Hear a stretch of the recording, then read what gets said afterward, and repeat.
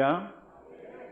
우리 말씀을 받기 전에 우리 마음을 모아서 함께 기도했으면 좋겠습니다. 우리 기도할 때 하나님 말씀을 듣고 그 말씀대로 살아낼 수 있는 주의 성도들 되게 해달라고 우리 합심하여서 함께 기도하겠습니다. 기도합니다.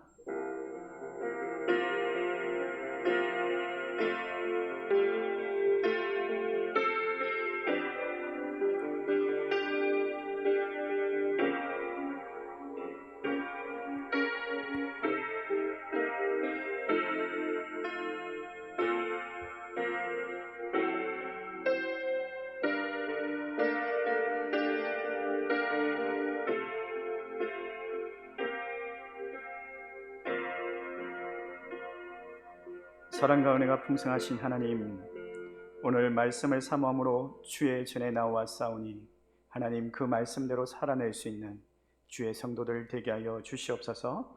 예수님의 이름으로 기도드리옵나이다. 아멘. 할렐루야. 오늘 하나님의 말씀이 들려질 뿐만 아니라 그 말씀대로 살아낼 수 있는 저와 여러분 되시기를 주의 이름으로 축복합니다. 기독교 윤리 실천 운동에서 2020년 한국교회 사회적 신뢰도 여론조사를 발표했습니다. 한국교회에 대한 전반적인 신뢰도를 묻는 질문에 매우 신뢰한다 6.7%, 약간 신뢰한다 25.1%, 별로 신뢰하지 않는다 31.5%, 전혀 신뢰할 수 없다 32.4%, 그리고 무응답으로 4.4%. 한국교회를 신뢰할 수 없다라는 그런 부정적인 답변에 무려 63.5% 부정적인 답변이 지배적이었습니다. 그리고 종교 호감도를 묻는 질문에 가톨릭과 불교는 30%, 20%대를 유지하고 있었지만 그런 반면에 기독교는 1919년 10.8%, 1913년 8.6%, 2017년 6.9%, 2020년 6.1%. 어떻게 되고 있습니까? 점점 낮아지고 있죠. 심각한 수준입니다. 세상이 교회를 싫어한다는 거예요. 한국 사회 대표적인 종교 불교, 천주교, 기독교 중에서 꼴찌를 차지했어요. 왜 이런 부정적인 결과가 나왔는가? 왜 한국 교회를 세상이 신뢰하지 못하고 또 호감하지 못하고 있는가? 가장 큰 이유는 교인들이 하는 말과 그 행동이 일치하지 않는다라는 거예요. 그래서 믿을 수 없고, 그래서 기독교는 더 이상 호감 가는 종교가 아니다라는 거예요. 정말 실망스러운 결과가 아닐 수가 없습니다. 그러나 여러분, 우리가 지나치게 낙심하지 않을 것은 세상이 보기에는 신뢰할 수 없는 그런 교회일지라도 교회는 만물을 예수 그리스도의 발 아래 복종하게 하시고 그리스도를 만물 위에 교회의 머리로 삼으신 하나님의 교회인 줄 믿습니다. 이 사실 앞에 우리는 소망을 발견하게 됩니다. 이 교회를 위해서 성부 하나님께서 그의 아들을 이 땅에 보내주셨고 예수님께서 교회를 세우시기 위해서 피 흘려 죽기까지 순종하셨습니다. 그리고 성령님께서 세상이 신뢰하지 않는 교회이지만 그 교회를 지금도 붙들고 계십니다. 그러므로 교회는 이 세상에서 가장 존귀한 하나님의 것이요 하나님의 소유인 줄 믿으시기 바랍니다. 이렇게 하나님께서 친히 피 흘려 세우신 교회이기 때문에 날이 가면 갈수록 더 좋은 교회로 날마다 새로워져야 할 사명이 있다고 믿습니다. 그 누구도 함부로 할 수 없는 하나님의 영광을 드러내야 할 책임이 있는 줄 믿습니다. 그러면 어떤 교회가 하나님의 영광을 드러내는 좋은 교회입니까? 오늘 본문에 소개되는 데살로니가 교회는 참 좋은 소문을 가진 교회였습니다. 어떤 좋은 소문이 있었는지 본문을 함께 살펴보면서 은혜 받기를 소망합니다. 3절 말씀을 같이 한번 읽어보겠습니다. 같이 읽습니다. 시작. 너희 믿음의 역사와 사랑의 수고와 우리 주 예수 그리스도에 대한 소망의 인내를 우리 하나님 아버지 앞에서 끊임없이 기억함이니. 데살로니가 교회가 믿음의 역사와 사랑의 수고와 그리고 소망의 인내가 있는 교회로 그렇게 좋은 소문이 났던 거죠. 또 6절 말씀에 이런 말씀이 있네요. 같이 함께 읽어볼까요? 같이 읽습니다. 시작. 또 너희는 많은 환난 가운데서 성령의 기쁨으로 말씀을 받아 우리와 주를 본받는 자가 되었으니, 환난 중에도 기쁨으로 말씀을 받고 실천하는 교회라는 아주 좋은 소문이 났습니다.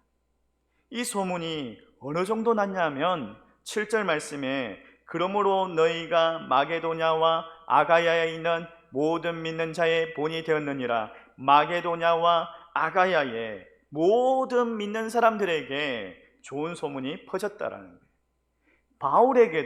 바울의 귀에도 들릴 정도로 소문이 난 거죠. 그리고 8절 말씀에 너희 그 믿음의 소문이 마게도냐와 아가야를 넘어서 각처에 퍼졌다라고 말하고 있습니다. 텔레비전 광고나 인터넷이 발달한 시대가 아니었습니다. 사람들이 발로 다니고 그리고 입에서 입으로 전달하는 그런 소문인데, 유럽과 소아시아로 데살로니가 교회 성도들이 믿음이 신실하다라는 소문이 났다라는 거예요. 저는 소망합니다. 우리 호평제일교회가 데살로니가 교회처럼 좋은 소문이 나는 교회가 되었으면 좋겠습니다. 여러분과 제가 그런 공동체가 되었으면 좋겠습니다. 데살로니가 교회의 좋은 소문이 마게도냐와 아가야를 넘어 각처에 퍼졌던 것처럼 우리 호평제일교회 성도님들의 그 믿음의 신실함이 10만 명의 호평동과 평내동을 넘어서 68만 명의 남양주시와 그리고 5,800만의 대한민국 가는 곳곳마다 그리스도의 복음으로 하나님의 영광을 드러내는 교회로 그 믿음의 소문들이 각처에 전해지는 그런 교회가 될 수 있기를 소망합니다. 여러분, 우리 호평제일교회는 이미 좋은 공동체인 줄 믿습니다. 제가 우리 호평제일교회에 와서 보니까 우리 원로 목사님께서 1985년에 개척을 하셔서 35년을 한결같이 믿음의 본을 보이면서 믿음의 아버지로서 이렇게 목회를 하셨더라고요. 지역사회를 위해서 어린이집과 지역아동센터, 야간학교, 웰빙대학, 그리고 또 종업천사마을, 시대적으로 지역적으로 필요한 사역들을 하셨더라고요. 제가 여기까지 이야기하고 일부에 내려갔는데 근사님께서 이렇게 또 쪽지를 주셨어요. 뭐라고 되어 있냐면, 개척하실 때는 어르신들의 격려잔치를 매년마다 하셨대요. 그리고 어르신들의 그 웰빙대학을 이렇게 섬기셨대요. 이렇게 존경받는 분이죠. 그리고 우리 원로 목사님과 이렇게 식사를 함께 하는데 원로 목사님께서 이런 말씀을 하시더라고요. 나는 새벽 4시 반에 교회 제일 먼저 나가서 불을 켜고 그리고 교회 성도들과 교회를 위해서 기도했다라고 말씀하시는 거예요. 나는 새벽 기도 목회야 라고 말씀하시는 거예요. 근데 그 한 말씀이 제게 큰 울림이 되었습니다. 그 말씀에 목사님의 그 목회에 대한 진심, 교회와 성도를 사랑하는 그 마음이 느껴지는 거예요. 정말 성도 한 사람 한 사람을 가슴에 품고 눈물로 기도하면서 사랑하시면서 목양하시면서 교회를 세우셨구나 라는 것을 알 수가 있었어요. 그러면서 제가 한편으로 걱정되는 것이, 저는 부목사 생활을 했잖아요. 저희 교회는 4시 50분까지 새벽 기도를 가면 되거든요. 근데 30분이면 20분을 더 일찍 일어나야 되잖아요. 새벽에 20분 어떻게 일찍 일어나지? 이런 걱정이 조금 되는데, 그런데도 저는 교회 성도를 한 사람 한 사람 사랑할 수 있는 가슴에 품는 우리 원로 목사님처럼 그렇게 사랑하면서 목양해야 되겠다라는 마음가짐을 가져보았습니다. 저는 우리 원로 목사님의 그 목회 정신을 잘 이어받아서 우리 호평제일교회가 이 시대 가운데 하나님께서 찾으시는 더 좋은 교회로 우뚝 서기를 데살로니가 교회처럼 그렇게 소문나는 교회 될 수 있기를 소망합니다. 그래서 오늘 데살로니가 교회가 어떤 교회였기에 좋은 소문이 각처에 퍼졌는지 함께 살펴보면서 오고 가는 세대에 하나님의 영광을 드러내는 더 좋은 교회로 사모하는 그런 축복의 시간 될 수 있기를 주의 이름으로 축원합니다. 데살로니가 교회는 어떤 교회였습니까? 두 가지로 살펴볼 수 있습니다. 첫째로 평신도가 껴있는 교회예요. 2절 말씀에 보면 바울이 누구로 말미암아 항상 하나님께 감사한다라고 합니까? 2절 말씀을 우리 같이 한번 읽어볼까요? 같이 읽겠습니다. 시작. 우리가 너희 모두로 말미암아 항상 하나님께 감사하며 기도할 때 너희를 기억하면, 누구로 말미암아 감사한다라고 말하고 있습니까?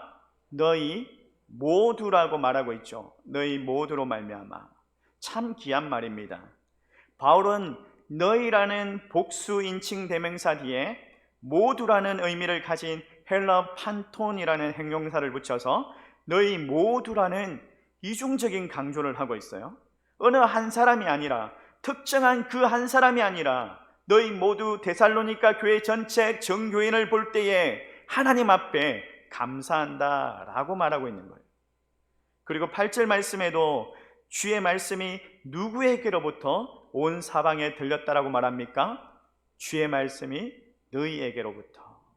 8절에도 너희라는 복수형 인칭 대명사를 사용하고 있죠. 데살로니가 교회 전체 정교인을 말하고 있는 거죠. 바울은 데살로니가 교회 전 교인들에게, 그리고 그 한 사람 한 사람에게 아주 특별한 인상을 받았고 아주 특별한 기억을 가지고 있었던 거예요. 그래서 바울이 어떻게 그 데살로니가 교회 성도들을 기억하고 있냐면 3절 말씀인데 세번역 성경으로 이렇게 되어 있습니다. 우리 같이 한번 읽어보겠습니다. 시작. 여러분의 믿음의 행위와 사랑의 수고와 우리 주 예수 그리스도께 둔 소망을 굳게 지키는 인내를 언제나 기억하고 있습니다. 바울이 데살로니가 교회 성도들을, 그 평신도들을 어떻게 기억하고 있다고요? 믿음의 행위와 사랑의 수고와 소망의 인내를 언제나 기억한다라고 말하고 있죠. 언제나 기억할 정도로 평신도 한 사람 한 사람이 껴있는 교회였다라는 거예요. 사실 데살로니가 교회는 역사와 전통을 자랑할 만한 유서 깊은 그런 교회가 아닙니다. 바울이 아시아 전도를 포기하고 유럽 지역으로 나아갔을 때에 제일 처음 들어간 곳이 빌립보라는 도시였죠. 바울이 빌립보에서 전도를 하는데 믿지 않는 그 유대인들이 폭동을 일으키고 핍박하고 박해를 합니다. 그래서 피신해서 두 번째로 들어간 도시가 데살로니가입니다. 바울은 여기서 3주간 밤낮으로 복음을 전했습니다. 그 복음을 듣고 하나님의 백성들이 일어나기 시작했습니다. 그런데 그 소식을 들은 빌립보에 있던 그 박해자들이 여기 데살로니가까지 쫓아온 거예요. 그리고 쫓아와서 박해합니다. 어쩔 수 없이 바울이 데살로니가 교회를 떠나야만 했습니다. 그런 가운데 세워진 교회가 데살로니가 교회입니다. 그러니까 데살로니가 교회는 개척된 지 얼마 되지 않은 작은 교회였습니다. 특별히 교육자도 없는 그런 교회였습니다. 그럼에도 불구하고 사람들로부터 어떤 평판이 있었느냐 하면 믿음의 역사, 사랑의 수고, 소망의 인내가 있는 믿음의 본이 되는 사람들이다, 이런 놀라운 평판들이 있는 그런 교회였다라는 거예요.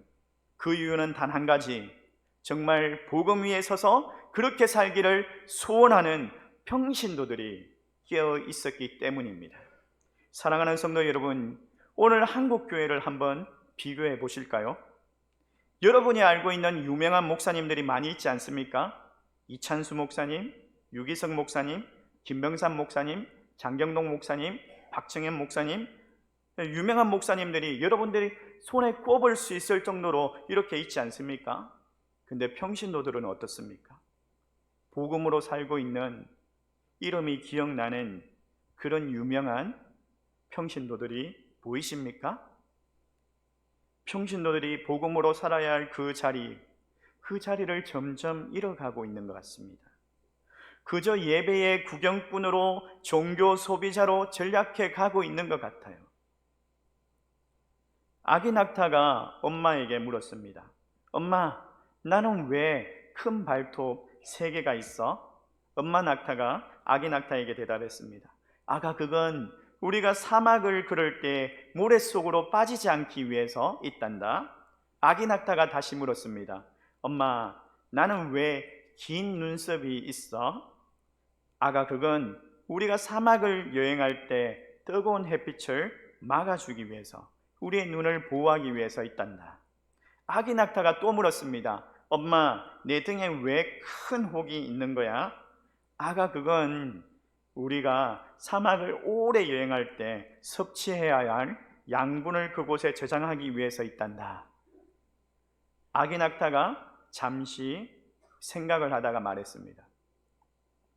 모래 속에 빠지지 않는 큰 발톱도 있고, 사막의 뜨거운 햇빛을 막아주는 눈썹도 있고, 오랜 여행의 양분을 저장할 수 있는 큰 혹이 있는데, 엄마, 우리는 왜 동물원 안에 있는 거야? 우리는 동물원 안에서 뭐 하는 거야? 무슨 말을 하고 있습니까?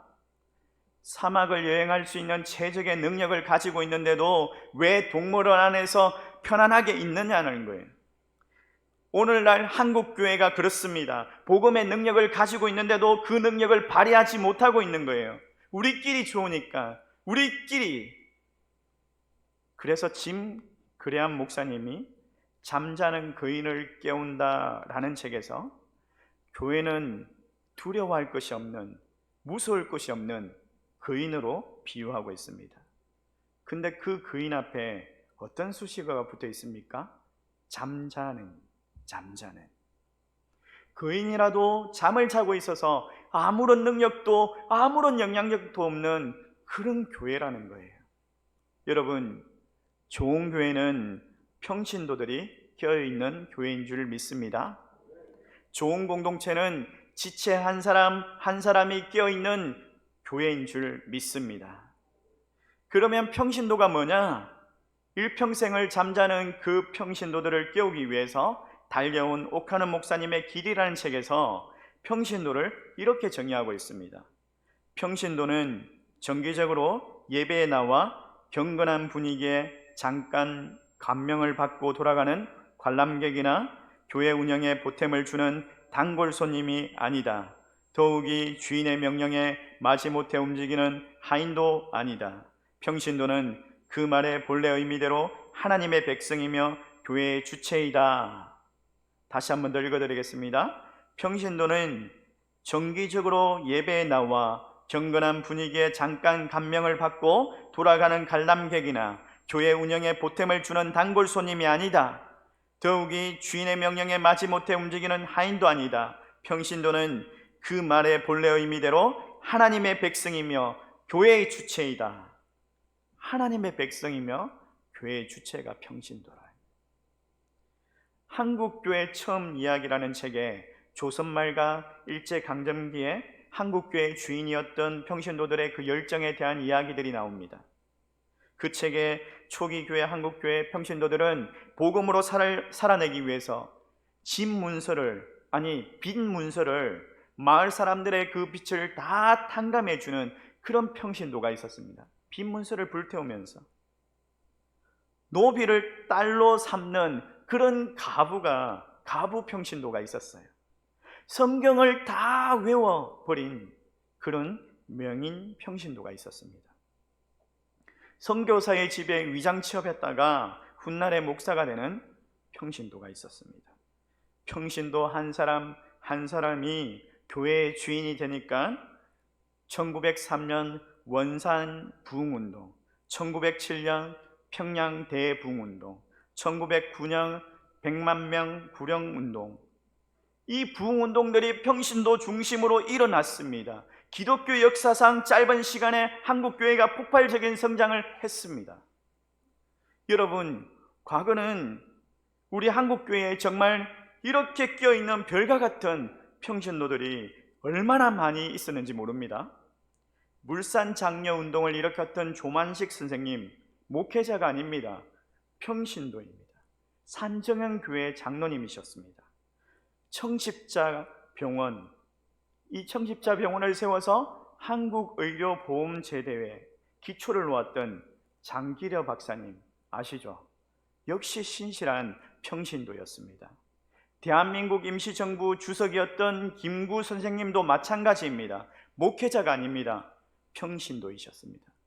그렇게 한결같이 시대를 밝히는 껴있는 평신도였습니다. 그런데 지금 한국교회는 어떻게 되었습니까? 주객이 전도되어 있는 것 같습니다. 마치 뭐하고 있는 것과 같냐면 월드컵 축구를 하는데 경기장 안에서 땀을 흘리면서 뛰어야 할 선수들이 팔짱을 끼고 벤치에 앉아있고 오히려 선수를 격려하고 작전을 짜야 하는 감독이 축구를 하고 있는 거예요. 예를 들면 히든크 감독이 경기장을 누비면서 슛골을 때리고 있습니다. 슛골을 넣고 있어요. 박지성 선수는 그냥 벤치에 앉아서 감독님 잘하고 있습니다, 화이팅, 나이스 하는, 그렇게 응원하는 주객이 전도되어 있는 것 같아요. 그렇게 하나님의 교회는 점점 약해져 가서 거인이지만 잠자는 거인이 되어버린 것 같습니다. 사랑하는 성도 여러분, 교회는 평신도의 교회입니다. 이것이 종교계획자가 말했던, 종교계획자들이 외쳤던 만인 제사장설입니다.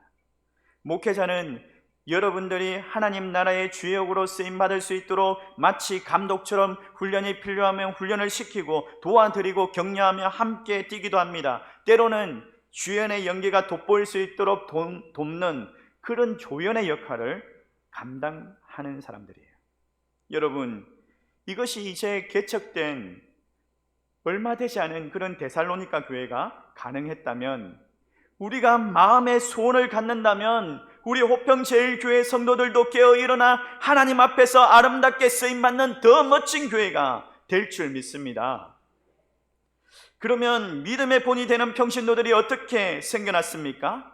두 번째로 보니까 데살로니가 교회는 훈련이 살아있는 교회였습니다. 여러분, 6절과 7절 말씀을 잘 보셔야 하는데 먼저 6절 말씀을 같이 한 분께 읽어보겠습니다. 같이 읽습니다. 시작. 또 너희는 많은 환난 가운데서 성령의 기쁨으로 말씀을 받아 우리와 주를 본받는 자가 되었으니, 말씀을 받아 우리와 주를 많은 자가 되었다라고 말하고 있습니까? 본받는 자가 되었다라고 말하고 있죠. 그냥 본받는 자가 될 수 있습니까? 아니요. 분명히 본받는 훈련이 필요합니다. 본받는 자가 되었다라는 말은 신앙의 훈련을 했다라는 말이죠.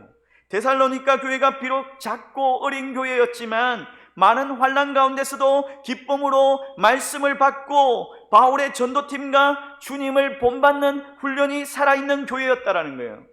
데살로니가 교회는 예수님을 닮아가는 훈련이 살아있는 교회였습니다. 그렇기 때문에 평신도들이 깨어있을 수 있었습니다. 이렇게 예수 그리스도를 닮아가는 훈련이 살아있는 교회였기에 자연스럽게 7절과 같은 결과가 나타나는 거죠. 7절은 원인과 결과를 설명하는 접속사 그러므로 라고 시작합니다. 그러므로 너희가 마게도냐와 아가야에 있는 모든 믿는 자의 본이 되었느니라. 모든 믿는 자의 본이 되는 교회가 되었다라는 거예요. 여러분, 우리 예수 그리스도를 믿는 사람들의 삶의 궁극적인 의미와 목적이 무엇입니까? 예수 그리스도를 닮아가는 참 제자가 되는 것이 아닙니까? 우리 주님은 마지막 성천하시면서 우리에게 뭐라고 말씀하셨습니까? 너희는 대충 교회나 다니는 그런 사람이 되라 라고 말씀하지 않았습니다. 너희는 가서 모든 민족으로 제자를 삼으라고 명령하셨습니다. 성경을 자세히 살펴보면 예수님의 관심이 누구에게 있습니까? 병고침을 받기 위해서 모여드는 사람들, 떡을 얻어먹기 위해서, 좋은 말씀을 받기 위해서, 복을 받기 위해서 예수님을 따르는 그런 무리가 아니었습니다. 예수님의 관심은 주님의 뜻을 이 땅 가운데 이루어드릴 제자들에게 관심이 있었습니다. 예수님은 십자가에 달리시는 그 순간에도 제자들에게 관심이 있었습니다. 부활하셔서도 그 제자들에게 관심이 있었습니다. 그러면 우리는 어떤 사람이고 제자는 어떤 사람입니까? 요한복음 6장 67절 말씀에 그 기준이 나오는데, 예수님께서 12제자에게 이르시되 너희도 가르느냐. 예수님께서 귀신을 쫓아내시고 병든 자를 고치시고 죽은 자를 살리시고 오병이어의 기적으로 5,000명을 먹이실 때 많은 무리들이 예수님을 따랐습니다. 그러나 예수님께서 하나님께서 주신 그 사명, 십자가의 길을 말씀하실 때 무리들은 실망하고 떠났습니다. 무리가 떠나는 것을 보시고 예수님께서 12제자에게 물으시죠. 너희들도 가려느냐? 무리는 기적을 볼 때만 예수님을 따르는 사람들이었습니다. 그러나 제자는 끝까지 주님을 따르는 사람들입니다. 제자는 예수님과 함께 고난도 기꺼이 받는 사람입니다. 사랑하는 성도 여러분, 우리는 무리가 되지 않기를 소망합니다. 복음으로 살아낼 수 있는 신앙의 훈련이 있는 그리스도의 제자가 되기를 소망합니다. 저는 소망합니다. 우리 호평제일교회가 강단에서 피 묻은 십자가의 복음이 선명하게 선포되며 또 믿음의 본을 보이는 성도들이 세워지고 훈련이 살아있는 교회가 된다면 지금보다 더 좋은 교회로 시대를 밝히고 하나님의 영광을 높이 드러내는 그런 교회가 될 줄 믿습니다. 사랑하는 성도 여러분, 그런 주역들로 쓰임받을 수 있기를 주님의 이름으로 축원합니다. 데살로니가 교회는 평신도들이 껴있고 훈련이 살아있었습니다. 그러니까 자연스럽게 소문이 났던 거죠. 8절 말씀에 보면 마게도냐와 아가야에만 들릴 뿐 아니라 여기에 들렸다란 말은 원어는 신약 성경에 여기밖에 나오지 않는 유일한 단어입니다. 그 의미는 붕 하면서 나팔을 불면 그 나팔 소리가 공기를 타고 온 사방에 은은하게 널리 퍼지는 것처럼 전혀 요란하지 않지만은 그런데도 울림이 있었다라는 거예요. 마게도냐와 아가야는 그 당시에 그리스 전체를 말하고 있습니다. 그 믿음의 소문이 그리스 전체를 영역을 이렇게 떠들썩하게 했다라는 거예요. 그 믿음의 소문이 각처에 울림이 있었던 거죠.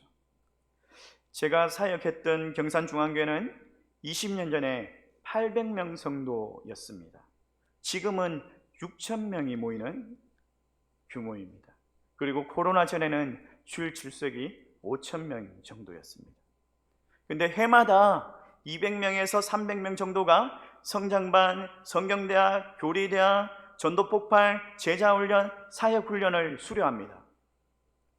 제가 7년 동안 교구 사역을 했습니다. 근데 해마다 저도 50명에서 100명이 넘는 그런 성도들을 양육과 훈련을 건면해서 그 훈련을 받게 했습니다. 저희가 15개 교구가 있거든요.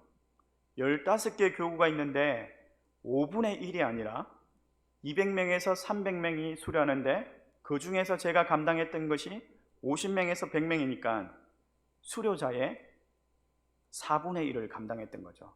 15개 교구 중에서 15분의 1이 아니라 4분의 1을 감당했어요. 놀라지 않으시네요. 근데 성도들이 훈련을 받기를 그렇게 싫어합니다. 아시죠?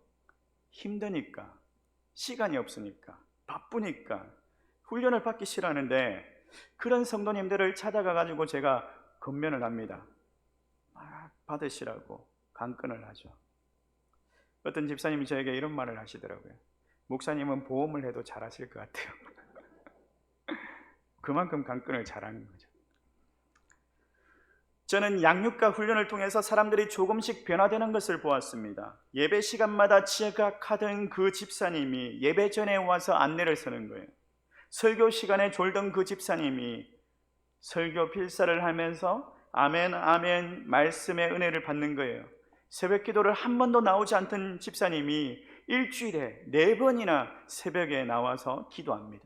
그리고 특별 새벽 기도회 때는 온 가족이 다 참석하는 것을 보았습니다. 경산중앙교회는 약 300명에서 500명 정도 되는 교구 사역을 감당을 합니다. 그리고 2년 단임제로 2년마다 교구를 옮겨갑니다. 그리고 해마다 1월이 되면 가정 대신방을 합니다. 교구 목사가 한 가정 한 가정을 신방하면서 해마다 새롭게 생겨나는 가정의 그 기도 제목을 듣고 그 가정을 간절하게 축복해주는 그런 일들을 합니다. 그런 사역을 합니다. 근데 한 번은 대신방이 다 끝날 무렵에 연락이 왔어요. 그래서 급하게 신방을 갔습니다. 신방을 갔는데 부부 집사님이 신방을 잘 준비하고 계시더라고요. 그리고 예배 전에 그분들의 신앙을 점검하기 위해서 이런 이런저런 질문들을 했습니다. 근데 부부 집사님이 자기 가정의 믿음에 대해서 자랑스럽게 말씀을 하시는 거예요. 그래서 속으로 야, 믿음이 참 좋은 가정이구나, 축복받은 가정이구나 라고 생각을 했습니다. 그리고 간절하게 축복 기도를 마음껏 해주었습니다. 그리고 신방 예배를 다 마치고 다가 시간을 잠깐 가지면서 제가 뜬금없이 무슨 생각을 했는지 모르겠어요. 저도 집사님, 주일 예배는 몇 부 예배 참석하십니까? 라고 물었어요. 근데 집사님께서 1부 예배 참석할 때도 있고 2부 예배, 3부 예배 갈 때도 있고 이렇게 말씀을 하시는 거예요. 너무 어물쩡하게 말씀하시길래 좀 의심스러워서 주일 예배 참석은 잘하고 계시죠? 라고 질문했어요. 아니, 앞에 믿음이 참 좋다라고 말했는데 왜 그런 질문을 했을까요? 근데 그렇게 딱 질문했는데 깜짝 놀랐어요. 한 달에 한 번 정도 출석하고 있어요, 이렇게 이야기하는 거예요. 그래서 제가 교적을 빨리 검색해 봤어요. 휴대폰으로 우리가 교적을 볼 수 있거든요. 교적에 보면 출석이 카운트가 돼요. 출석을 매겨요. 1년에 한 5번 정도 출석을 하신 거예요. 몰래 이렇게 보니까 제가 급하게 신방을 간다고 교적을 확인을 안 하고 왔어요. 그 자리에서 확인을 해보니까 1년에 5번 정도 출석을 하시는 거예요. 야, 이건 믿음 좋은 척 하는 것에 속았다. 이거 내가 축복 기도 마음껏 해줬는데 이거 확 다 그다 들을 수도 없고 이거 어떡하냐, 막 이런 생각이 드는 거예요. 화가 나더라고요, 갑자기. 제정신이 아니었어요. 저도 처음 보는 집사님인데 제가 막 야단을 쳤습니다. 집사님, 줄 출석도 제대로 하지 못하는데 믿음이 좋다고요? 기본도 되지 않았는데 믿음이 좋을 수가 있습니까? 집사님, 자녀들이 다 보고 있습니다. 예수님을 자녀들이 믿을 것 같죠? 아닙니다, 집사님. 나중에 애들 교회 안 다닐걸요. 애들이 지금은 예수님 믿는다라고 입으로 말은 해도 예수님 진짜 인격적으로 못 만났을걸요. 집사님, 이렇게 신앙생활 하시면 안 됩니다. 이러면서 제가 처음 보는 집사님 야단을 치고 있는 거예요. 제정신이 아니었던 거죠. 정신을 딱 차리면서 이렇게 신방하면 안 되는데 이런 생각이 딱 드는 거예요. 이렇게 신방하면 안 되는데 라는 생각이 드는 거예요. 그래서 다시 마음을 싹 가라앉히고, 집사님, 신앙의 기본으로 돌아가셔야죠. 예배 출석이 시작입니다. 자녀들에게 믿음의 본을 보이셔야죠 하면서 또 조근조근하게 또 이렇게 타이르면서 말을 잘했어요. 신앙생활 잘 하실 수 있겠죠? 주일 예배 출석하실 거죠? 하면서 그렇게 또 신방을 하면서 마지막에 회개와 결단을 위한 축복의 기도를 해주었습니다. 그리고 돌아왔는데 그 다음날 함께 신방을 했던 구역 목사님께 전화가 온 거예요. 구역 목자 집사님께 전화가 왔는데, 목사님 어떡합니까? 어제 그 집사님들이 화가 단단히 나셨던 것 같아요. 문자가 왔는데 다음부터 경산중앙교회 안 갈 거니까 다른 교회 갈 거니까 연락하지 말래요. 야, 이거 올 것이 왔구나 라는 생각이 드는 거예요. 말로는 이렇게 했어요. 집사님, 잘 됐네요. 다른 교회 가서 신앙생활 잘하면 됐죠. 걱정하지 마십시오. 괜찮습니다. 이러면서 대신 막 걱정이 되는 거예요. 걱정이 되고 그분들이 생각나면서 하나님께 맡겨드리는 기도로 올려드렸습니다. 8월 여름에 일본 단기 선교를 다녀왔습니다. 근데 그 집사님, 그 목자 집사님께 전화가 온 거예요. 목사님, 그분들이 목사님을 찾으시네요. 목사님을 만나기를 원하시네요. 무슨 일인지 기도하는 마음으로 그 집사님들께 전화를 했어요. 근데 그 집사님이 식사를 대접하고 싶다라는 거예요. 그래서 약속을 정하고 식당에서 만났습니다. 그 집사님 가정이 그렇게 교회 안 가겠습니다, 다른 교회 갈 겁니다 라고 문자를 보내고 다음 주일날 다른 교회를 진짜 출석을 했대요. 근데 교회에 가니까 적응도 안 되고 낯설고 그래서 다시 교회를 가지 않았답니다. 그래서 주일날 그냥 일하러 가셨대요. 미용을 하시는데 주일날 미용실에서 일을 하다가 베테랑인 이 집사님이 가해가 자기 손을 확 긁은 거예요. 피가 갑자기 확 쏟아지는데 그 피를 보면서 제가 막 야단치는 모습이 보이더래요. 정말 하나님의 은혜죠. 와, 이게 하나님의 경고이구나 라는 생각을 하면서 저를 만나기로 결심하고 저한테 전화를 한 거예요. 그래서 저를 만났고 제가 그 자리에서 그분들에게 양육과 훈련을 근면을 했습니다. 그렇게 그 집사님 부부가 성장반, 제자반, 사역반을 마치고 경산중앙교회에서 목자로 섬기시다가 또 아내 집사님이 신학대학원에 가서 공부를 더해서 올해 초에 다른 교회 전도사로 사역하러 가셨어요. 주일 교회 출석도 안 하시던 그분들이 영혼을 사랑하게 되고 영혼을 섬기는 사역 가운데 참여하는 자가 되었습니다. 예수님을 닮아가는 그 복음의 능력으로 훈련을 받는 분들이 직장도 가정도 인정받고 변화시키는 것들을 보았어요. 가정과 직장을 변화시키는 것들을 보았습니다. 이런 데살로니가 교회를 보고 바울이 어떻게 합니까? 어떻게 말하고 있습니까? 8절 말씀을 한번 보십시오.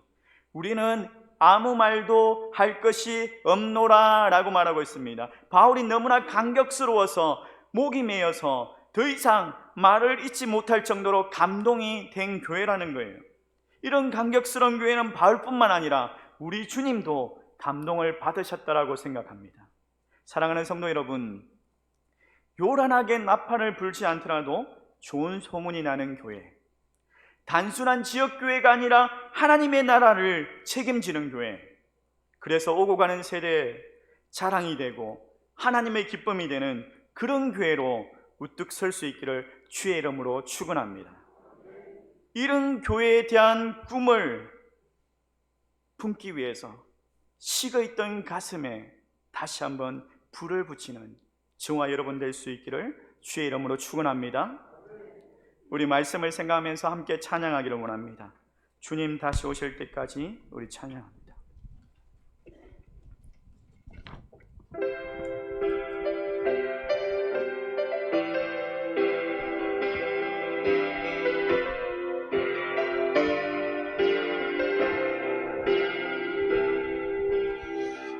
주님 다시 오실 때까지 나는 이 길을 가리라.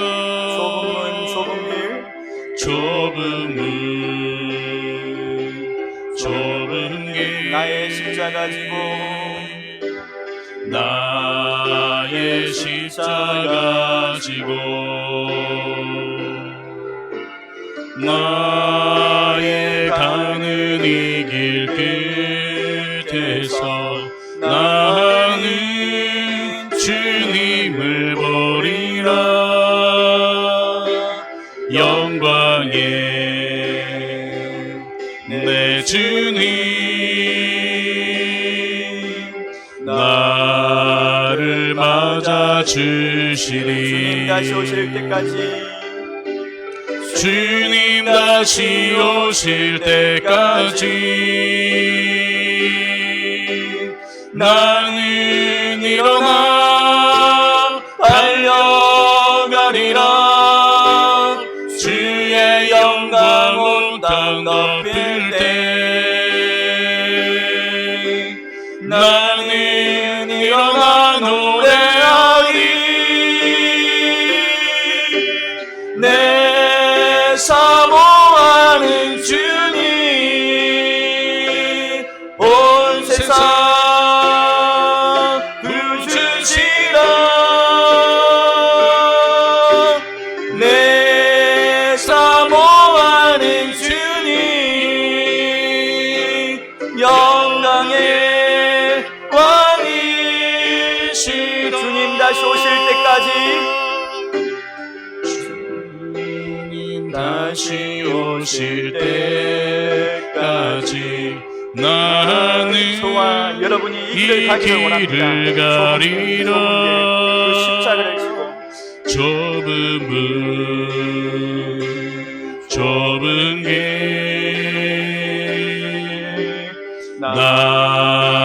내 십자가 지고 나의 가는 이 길 끝에서 나의 가는 이 길 끝에서 나는 주님을 보리라 영광에 내 주님 나를 맞아 주시리 주님 다시 오실 때까지 나는 일어나 달려가리라 주의 영광 온 땅 덮을 때 나는 일어나 노래하리 내 사모하는 주님 온 세상 구주시라 내 사모하는 주님 영광의 왕이시라 내 사모하는 주님 내 사모하는 주님 온 세상 구주시라 내 사모하는 주님 영광의 왕이시라. 우리 합심하여서 함께 기도하기를 원합니다. 우리 함께 기도할 때 하나님, 우리 호평제일교회가 하나님 데살로니가 교회처럼 소문나는 교회가 되기를 원합니다. 우리 몰로 목사님 그 수고 그 은신을 잘 이어받아서 하나님 세상으로 부름받은 백성임 동시에 세상으로 보냄받은 그리스도의 제자로 세상 속에서 복음으로 살며 복음의 능력을 나타내는 예수 그리스도를 닮은 제자가 되게 해달라고 우리 합심하여서 함께 기도하겠습니다. 기도합니다. 살아계시고 역사하시는 하나님 아버지 감사합니다. 오늘 하나님 아버지 이 시간에 하나님 부족한 종이 주의 말씀을 대언하였습니다. 하나님 아버지여 우리의 마음 가운데 다시 한 번 더 불을 붙여주시고 부흥을 꿈꾸게 하시고 하나님 세상으로 부름받은 아버지여 백성임 동시에 하나님 우리가 교회임을 알게 하시고 우리로 인하여서 복음으로 살아낼 때에 우리 교회가 하나님 아버지 이 지역 가운데 좋은 소문이 나는 교회가 되게 하여 주시고 복음의 능력을 나타내는 예수 그리스도를 담는 제자들이 되게 하여 주시고 하나님 아버지 우리 오병제일교회를 아버지 주님께서 사랑하여 주셔서 하나님 아버지 우리 원로 목사님과 아버지 사모님을 통해서 하나님 아버지 이렇게 헌신하고 이렇게 좋은 교회로 세워주셨는데 하나님 더 좋은 교회로 하나님 아버지 부흥할 수 있도록 하나님 아버지 소문날 수 있도록 하나님 아버지 하나님 앞에 기쁨이 될 수 있도록 오고 가는 세대들 가운데 자랑이 될 수 있도록 주여 아버지 지역교회를 뛰어넘는 하나님 나라의 아버지여 교회가 되게 하여 주시옵소서. 주여 아버지 은혜를 허락하여 주시옵소서. 살아계시고 역사하시는 하나님 아버지, 우리를 세상 가운데 불러주시고 주의 백성으로 주님의 교회로 삼아주셨사오니 하나님 다시 한번 세상으로 보냄받는 그리스도의 제자로 세상 속에서 복음으로 살아내며 복음의 능력으로 껴있는 성도가 되게 하시고 예수 그리스도를 닮아가는 성도가 되게 하여 주시고 변화시키는 훈련이 살아있는 교회가 되게 하여 주시옵소서. 예수님의 이름으로 기도 드리옵나이다. 아멘.